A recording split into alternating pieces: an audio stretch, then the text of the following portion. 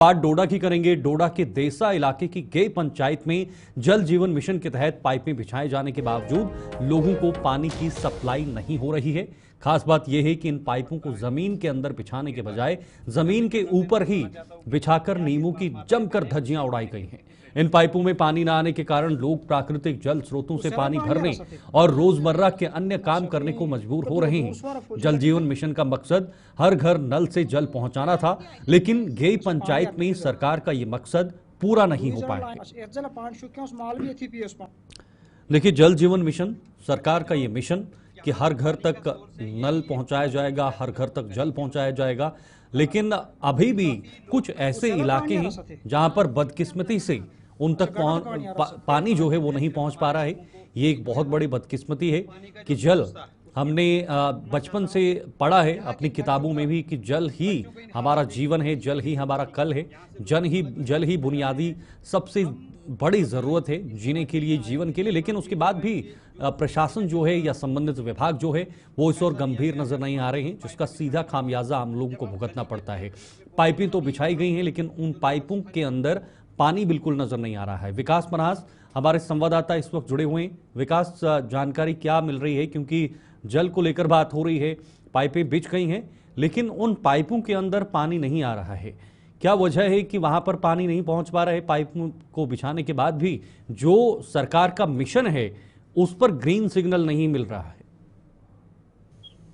देखिए शीतल, ये मामला जो है गेई देसा का है। जिस तरह से हर घर जल और नल की बात की जा रही है, इस तरह की स्कीम को दूर दराज गांव तक पहुंचाने का प्रयास किया जा रहा है। कहीं ना कहीं एक खोखला दावा जो है यहाँ पर देखने को मिल रहा है, जहां पर कॉन्ट्रैक्टर ने साफ तौर पर किस तरह से कानून की उल्लंघना की है। यानी जिस स्कीम को प्रॉपर तरीके से जो पाइपलाइन यहाँ पर बिछानी चाहिए थी, मिट्टी के अंदर लगभग 1.5 से 2 फुट तक रखना था, और ये वो एरिया है जहां पर बर्फ लगभग 3 से 4 महीने जमी रहती है, जहां पर कोहरा लग जाता है। और इस काम को नवंबर यानी सितंबर अक्टूबर में ये काम जो है 2024 में करवाया गया है। और उसके बाद किस तरह से ये पाइपें जो है बिल्कुल ऊपरली हिस्से में, जमीन के ऊपरले हिस्से में, तो ऐसे में लोग कह रहे हैं कि एक तो जेजीएम स्कीम का जो स्कीम चल रहा है दूर दराज के गांव में, या फिर इस तरह से डोडा के अंदर ये सब चीजें देखने को मिल रही है, जहां पर आज भी पानी के लिए एक एक बूंद के लिए लोगों को तरसना पड़ता है। और उसी एरिया से डोडा डिस्ट्रिक्ट के लिए पानी भी आता है, तो यहाँ के लोग कपड़े धोने के लिए यानी नालों की तरफ जाना पड़ता है, या फिर चश्मे वाली साइड जाना पड़ता है, या फिर पानी वहां पर सूख जाता है तो फिर नाले की तरफ 1-2 घंटे पैदल जाने के बाद कपड़े धोने पड़ते हैं। तो कितने मजबूर हैं, क्या चीजें हो रही हैं इन लोगों के साथ। जो पिछड़ा हुआ इलाका है आज भी गेई देसा, जहां पर लोगों को सड़क के लिए आज भी रोना पड़ रहा है, कई जगहों पर बिजली नहीं है, तमाम चीजें। बिल्कुल, लेकिन विकास, जो दावे खोखले जिसकी बात आप कर रहे हैं, ये पाइपें भी खोखली ही नजर आ रही हैं। क्या कारण है? क्या वहां पर पानी नहीं है, या पानी का जो सर्कुलेशन है, कैसे पानी पहुंचाना है घरों तक, कैसे वहां तक पहुंचाना है, वो प्रॉपर तरीके से नहीं हो पा रहा है? क्या वजह है? देखिए, देसा जो वैली है या पूरा देसा एरिया है, उस एरिया में पानी काफी ज्यादा है, और वहीं का पानी पूरा डिस्ट्रिक्ट डोडा जो है पीता है, क्योंकि वहीं से जो पाइपलाइन है वो डोडा डिस्ट्रिक्ट यानी सिटी के अंदर तक पहुंचाई गई है। और वही पानी, और वहीं के लोगों को अगर पानी की बूंद बूंद के लिए तरसना पड़ रहा है, तो कहीं ना कहीं लापरवाही जो है पीएचई विभाग की है, या फिर उस कॉन्ट्रैक्टर की है, कहीं ना कहीं उन पॉलिटिकल लीडर की है, जिन्होंने इस काम को पूरा नहीं किया, प्रॉपर गाइडलाइन से नहीं किया, जहां पर अनदेखी देखने को मिल रही है। जहां पर देखिए आज भी लोग जो है अगर पानी के लिए तरस रहे हैं, या फिर आज भी वहां की महिलाओं को घर छोड़कर इतने दूर तक अपने कपड़े धोने जाना पड़ता हो, तो सोचिए वो लोग जो है सोच करने अपने घरों से कहां बाहर जाना पड़ता होगा, क्योंकि बाथरूम की फैसिलिटी जहां पर मिली हो वहां पर पानी ना हो, पानी पीने के लिए नालों से लाना पड़े, चश्मे से लाना पड़े। तो ये लोग चाहते हैं कि इसके ऊपर कोई इंक्वायरी हो, और साथ में उस कॉन्ट्रैक्टर के ऊपर भी अगर पाइपलाइन को बिछाया गया है प्रॉपर तरीके से, क्यों नहीं बिछाया गया। ये तो विकास,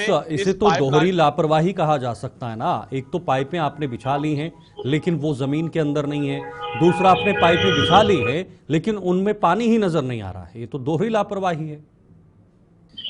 देखिए, कॉन्ट्रैक्टर को काम अगर यहाँ पर पाइपें बिछाने का मिला है तो कहीं ना कहीं उसने इसकी उल्लंघना भी की है, क्योंकि जो इसका पैरामीटर होता है, यानी इसकी जो गाइडलाइन होती है कि लगभग 1.5 से 2 फुट तक आपको नीचे मिट्टी में दबानी होती है पाइपें, क्योंकि यहाँ पर कोहरा लगता है और बर्फ गिरती है, या फिर गर्मियों में सर्दियों में यहाँ पर जानवर जो घरों में होते हैं, जो लोगों के वो चलते हैं, ये पाइपें टूट सकती हैं, तमाम चीजें हो सकती है। इसकी देख रेख के लिए मिट्टी में दबाना होता है, यानी सिर्फ काम यहाँ पर हुआ है, लेकिन जो लोगों को बेनिफिट मिलना चाहिए था वो नहीं मिल रहा है। और लोग चाहते हैं कि जिन लोगों को हमने वोट दिए हैं वो उस पे बात करें, ताकि आने वाले समय में इसका दोबारा से रिपेयरिंग हो, दोबारा से काम हो और अच्छे तरीके से हो, ताकि ये पाइपलाइन जो है सदियों तक बची रहे, वरना ये कोहरे या बर्फ की वजह से खत्म हो जाएंगी और ना ही पानी पहुंचेगा और ना ही इन लोगों को आज भी तरसना पड़ेगा।